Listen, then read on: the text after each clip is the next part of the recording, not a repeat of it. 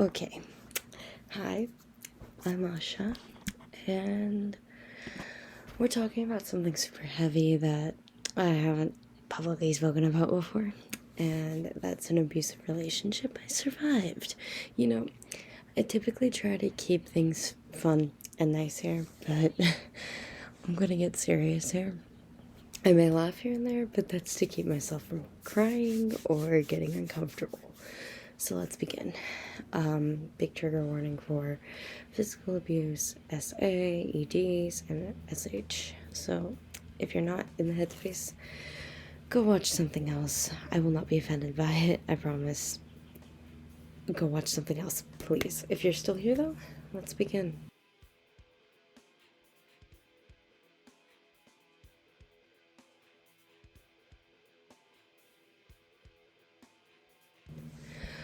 Before my current relationship, I dated a couple different people before realizing I'm more into women and I love the person that I have right now.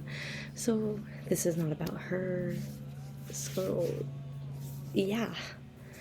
This happened after my first girlfriend, which if you haven't heard that story, it'll be linked for y'all to watch.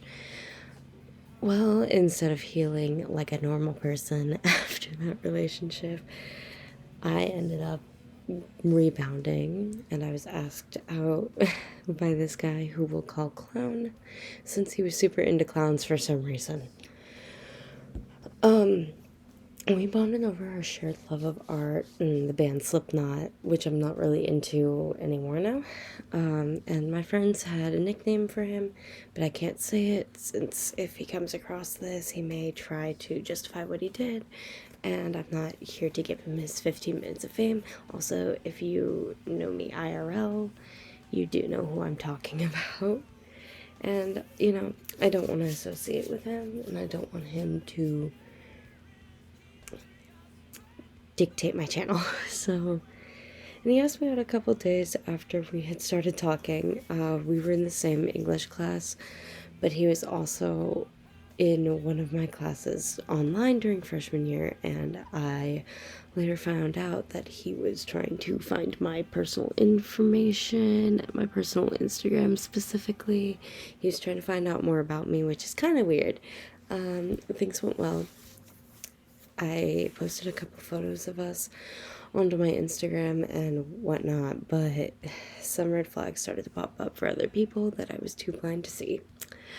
So, something I'm a little open about. I don't feel comfortable sharing this story in detail, but I was essayed as a child and I have a tad bit of trauma. And by a tad, I mean a lot. This is something I tell all my partners because it makes things a little hard for me, and I like people to know so that I know that I'm safe. And this also causes me to be repulsed by a lot of things revolving around adult fun time. This is important because he had asked me about my triggers, and on one of our dates, he ended up trying to have adult fun time with me, but that ended up triggering a response through quick and sudden movements towards me, which is one of my triggers. I don't like fast movements, especially towards different parts of me.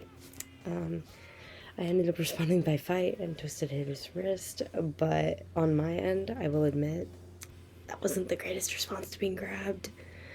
But when I'm afraid someone's gonna hurt me, I'm 9 times out of 10, I will fight back. So he apologized and made up for it by buying me boba. But this is something that kept coming up over and over and over again, even after I told him that I don't like sudden movements.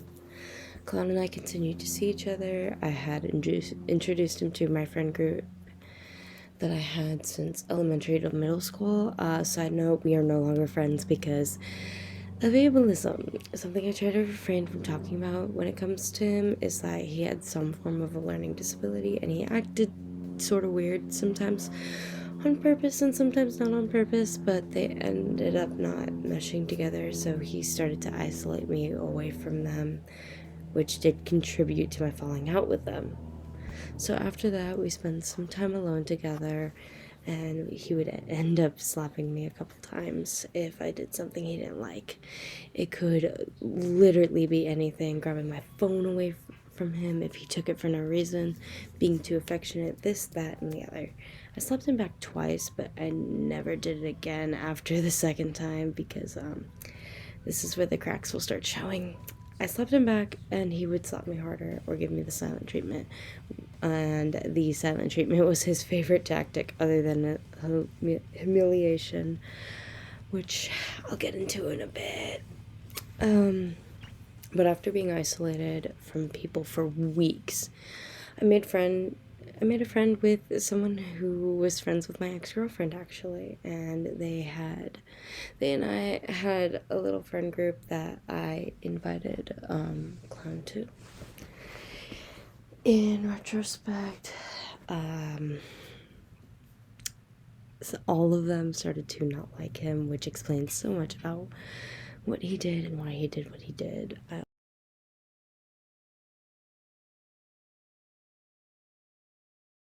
also began to talk with a friend of mine who was one of my exes, but we're still on good terms and speaking terms at that. And Clown began to accuse me of cheating on him, even though at the time my ex had a partner, so where that came from, I don't know. He would get physical a lot because of the fact that we were such good friends, and I would understand if I gave a reason, but it's not hard for me to stay loyal. He would give me the silent treatment so I wouldn't mention anything.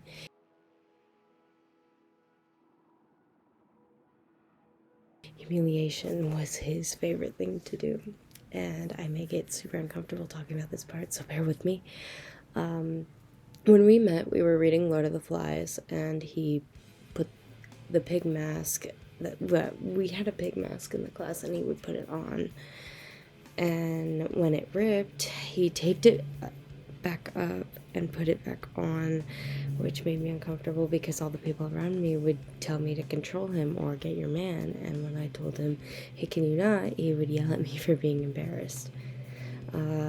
By far my least favorite thing he did was when someone had handed him a maxi pad.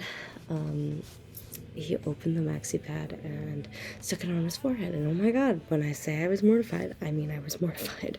I wanted to disappear so badly or turn into a pile of sludge.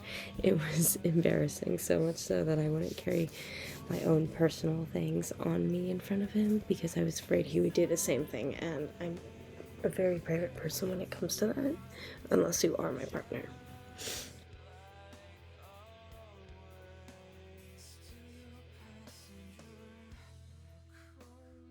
He also said he wanted to fix me and attempted to shove me in a closet with him, which is another one of my triggers. And when I told him, no, I can't go in there, and was visibly upset, he would go, oh, come on, I'm not going to do anything.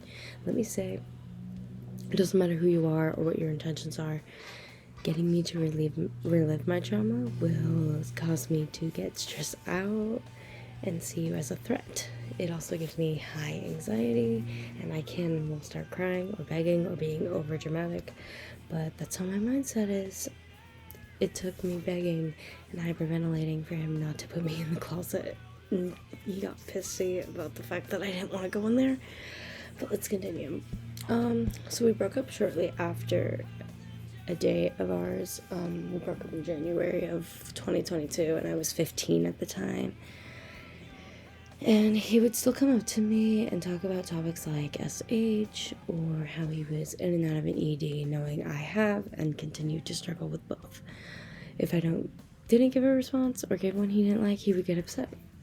It ends right here with him getting called out and gaslighting me and me getting incredibly stressed out because he did it in front of a whole last class, and I have social anxiety. So yeah, what have I learned from this?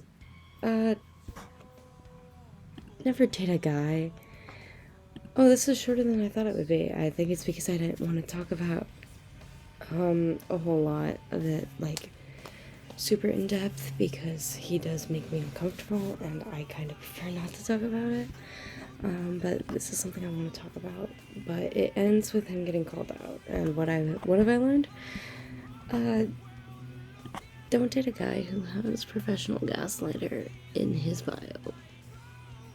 Don't do it. Don't be like me, is what I'm trying to say. Don't be stupid. And let yourself heal from a breakup.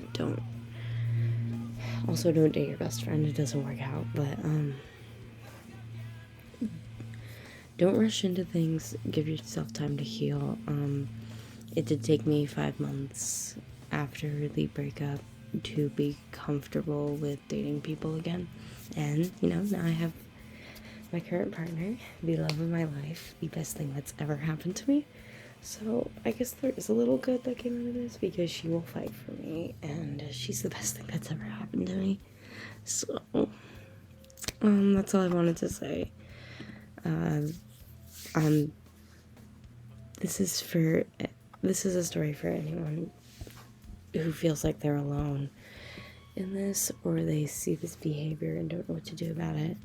Honestly, the easiest thing you can do is try to leave as soon as possible, and if they gaslight you, they gaslight you, but don't let someone else's personal, what they have against you affect you wanting to leave. It's okay to leave, I promise. But with that out of the way, I'm Coda Candy, and 1, don't be an idiot. 2, goodbye. Love you. I guess. I don't know how to end this. This is really awkward.